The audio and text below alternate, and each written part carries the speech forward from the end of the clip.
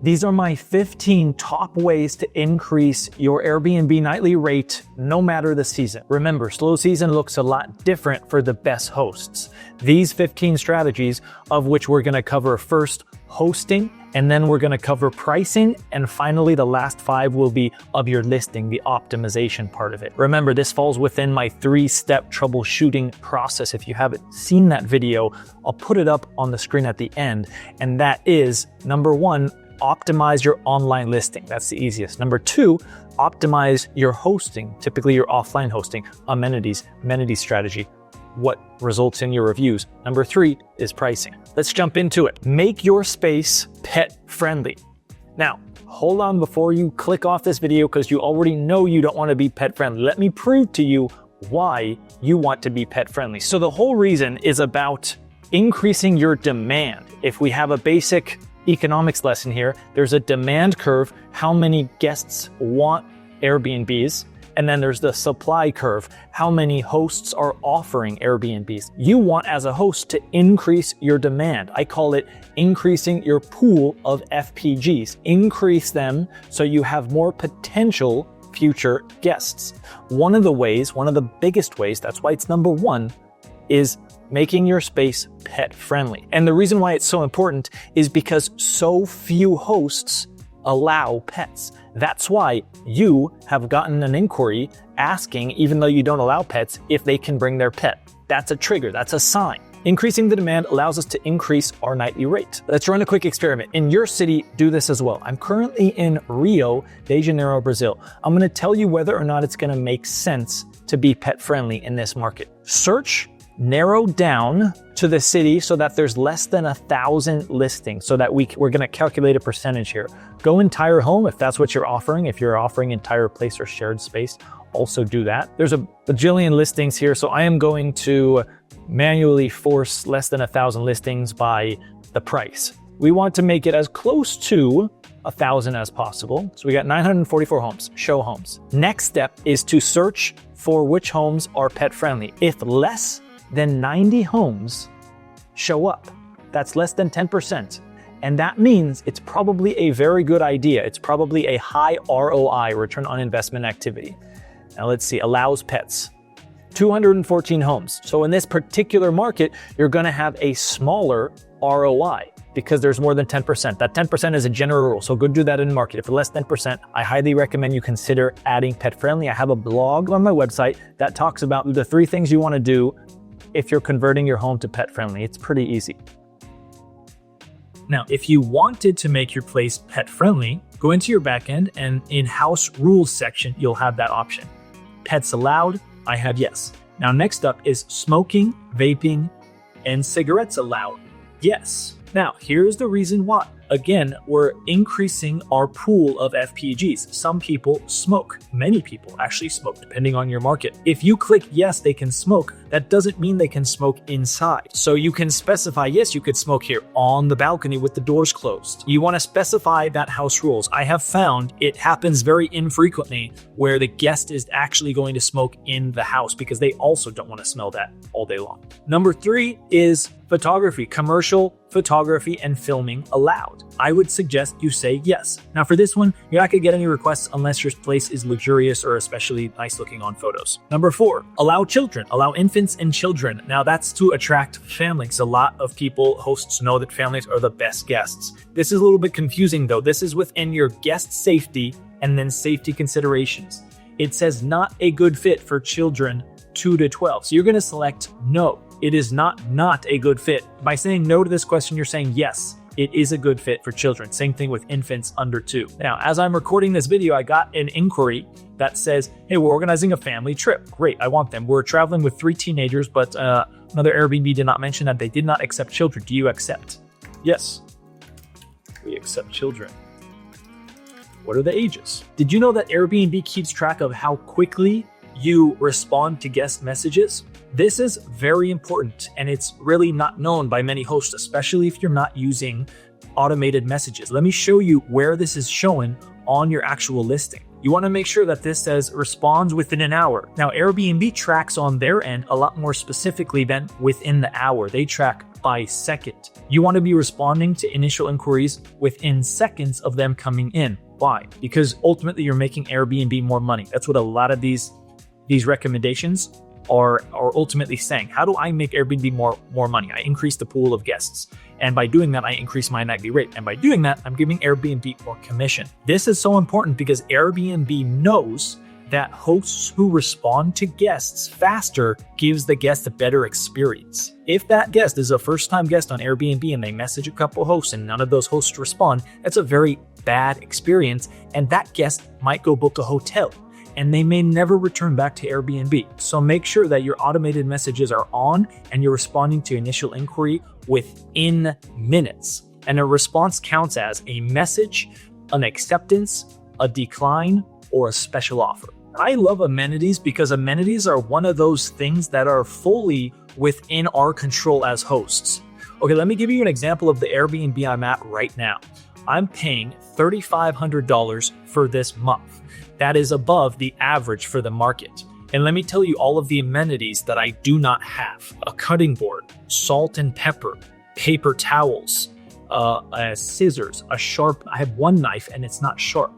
I have a one pot and one pan. The pan was tiny.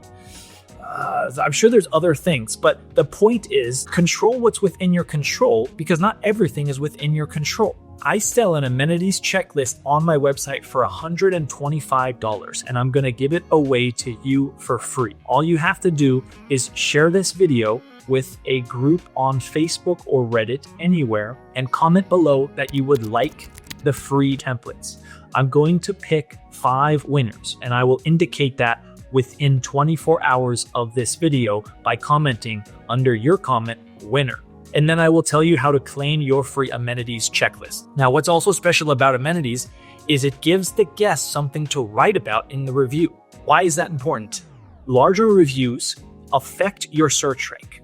Now, that could be because the algorithm pays attention specifically to the length of the review, or it could be that guests who are looking at your listing understand that longer reviews represent something that the listing is better than usual.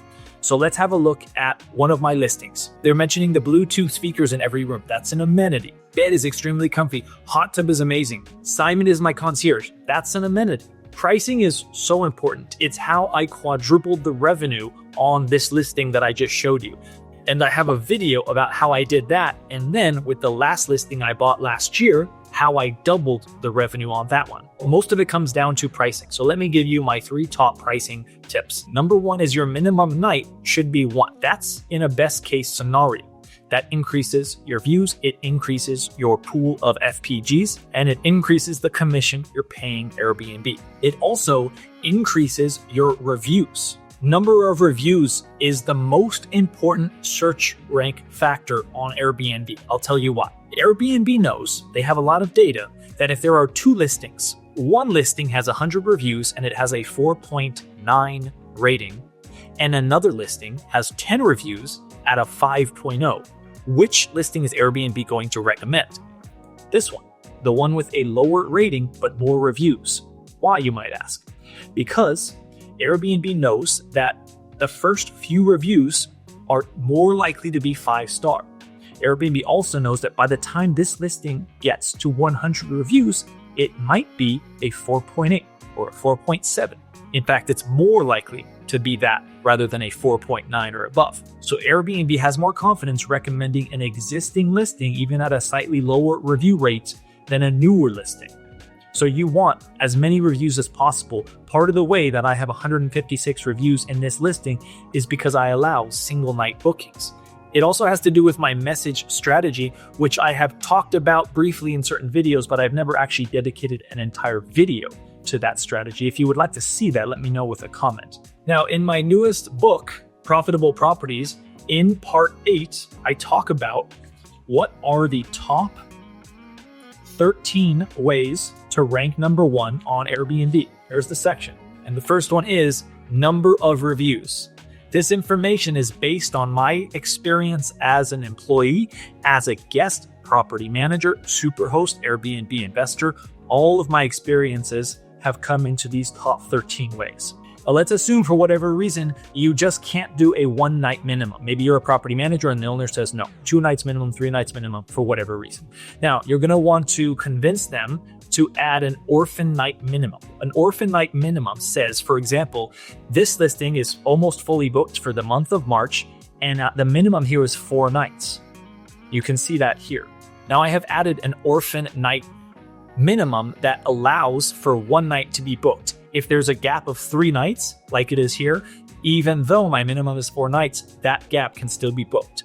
If that gap was 2 nights or 1 night, that gap can still be booked because my minimum nights would update based on each gap. Now you can make that gap 1, 2, 3, however many nights you want. For me, it's 1 night. If you are in a scenario where you need to convince a third party, the property owner maybe, to do this, one of the ways you can do that is by saying, hey, we can do an orphan night gap of 1 night and raise the price 20%. Would you be okay with accepting 1 night if the price was 20% higher or 10% or 25%, what have you? Now, of course, I want you to understand this concept of pool of guests. So if you do that, raise the orphan night by 20% or 25%, that decreases your pool of guests, right?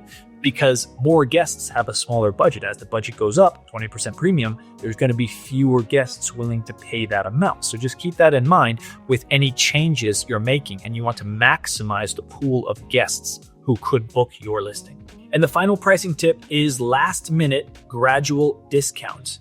You can also do that within Price Labs, which is my recommended tool. In the description, I'll add a link if you want to try it for 30 days free plus $10 off your first bill. Price Labs is my recommended pricing tool. It's what I use on all of my listings and I have used for 8 years. I monitor all the pricing tools and I decide whichever one is the best, and I use that one. For pricing, it's Price Labs. However, I am honest, Price Labs I don't think lowers the price enough near in.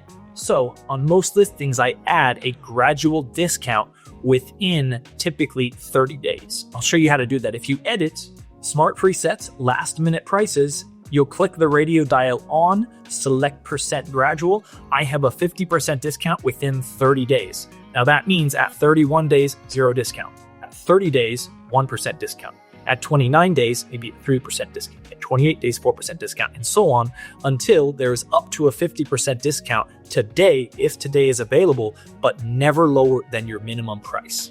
The following 7 tips to increase your nightly rate on Airbnb have to do with your online listing. That's about conversion rate. That's about ranking high in the Airbnb search on P2. What is P2? Let me show you. This is P1. This is internal terminology within Airbnb. The next page is going to be P2. I'm going to Medellin because I'm going to show you all of these tips based on my listings. Okay, we're on P2 now. I've filtered by 3+ bedrooms and entire home. This is one of my listings. This is another listing, On P2, look, the photo is highlighted. The title, although you can see it, it's not highlighted. Okay, what is in bold? The price is in bold. These are the things that's more interesting to the FPG at this point. The reviews are highlighted. I want to show you with my most recent listing how it looks. We're going to start with title. So the title is for your guest. Remember that. What does the guest want to know? They want to know, what are they getting for the money? So I have decided to highlight 6 amenities. You want to highlight at least 4. So I've highlighted the size of the space, monitor, the size of the TV, the patio, washer and dryer, and pets okay. Now, you might say, I don't know what WD mean. I don't know what monitor means. That's okay, because you're going to explain it in the text. Right now, you want to overload on the value that you're providing a guest in terms of amenities. The title works in conjunction with the photos. Now, I see a lot of times hosts, when they have pools or hot tubs, they show that in the cover photo, and then they also have that in the title. But remember, the guest has already seen the cover photo, so they've already seen the hot tub or the pool, so you don't want to repeat that information in the title. Ideally, the title is for things you can't see. You can't see that I allow pets, or that there's the size of the home. You can't see that. Now, let's scroll down to the text, which is the most important part of the section when the guest is reading it. Because when the guest is reading it, or FPG is reading it in this case, that means they're still looking for something. They're not sold on your listing. They still need you to convince them that your listing is the best. So now, understanding that the guest has already seen the cover photo and probably many of the photos and the title, we're now adding on that. We're layering it on. If you already weren't convinced to book my Airbnb, what else am I telling you? Comfy mattresses. You can't see that from the photos. 4-shot espresso machine. You can maybe see the espresso machine in the kitchen photo. You may have missed it. 4-shot is something unique. So I'm highlighting it. Whatever I think my FPG values most, that's at the top. This is summary text strategy. Now, 100-inch HD TV, I'm highlighting that quite a bit because that is very unique. Nobody in the city has that big of a TV, and I don't think you can really quite tell on the photo because I took it in wide angle. I'm specifying washer and dryer. What does that WD mean? Monitors for digital nomads. They'll know exactly what that means. In the photo, I give the specifics of the specs of the monitor. Free luggage storage. If your home is a basic one, then you can use things like that. No checkout rules. 24/7 video security if you don't have a live guard. Distance to locations. Self check-in. Digital lock. Things like that. For basic listings, this bullet point format still works. Now, we come down here, we want to respond to reviews. How you respond to reviews is important. You want your review response to be as short as possible. You want to call out something from the review, or you want to mention a new amenity that you purchased, something, just one piece of little bit more of information. Okay, so here I got the 100-inch TV. It wasn't installed by the time this guest stayed there. More wish list saves. Do you know what a wish list is? That is, if I'm a guest looking on Airbnb, this is it right here. Save. I want to save you to my wish list. That's a positive indicator to the Airbnb algorithm.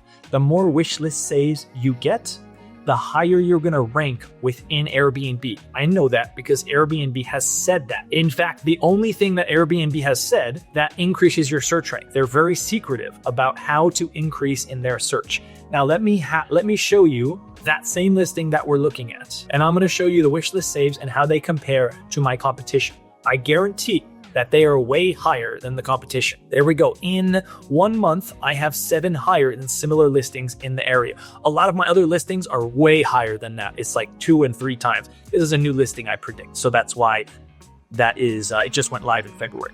And you know what, the very last one, I want to give you one more just because it's so easy. It's just a click of a button. It is an amenity. If you go to house rules here, you're going to have the option for events allowed. Now, the interesting thing about this is Airbnb doesn't really specify things like events allowed, smoking. We already went over that. So you can say events allowed, and then in your house rules, you can specify what type of events. This is more applicable to more luxury listings, but events allowed mean professional events, photography events. It means simply parties, any kind of event over your guest maximum. That is considered an event. Don't forget to comment below if you want my amenities checklist, the best one you're gonna see anywhere online. It's an accumulation of my 3,000 nights on Airbnb as a guest and my other experiences, all put into one document by room. And then I have it, things that I consider required and then optional.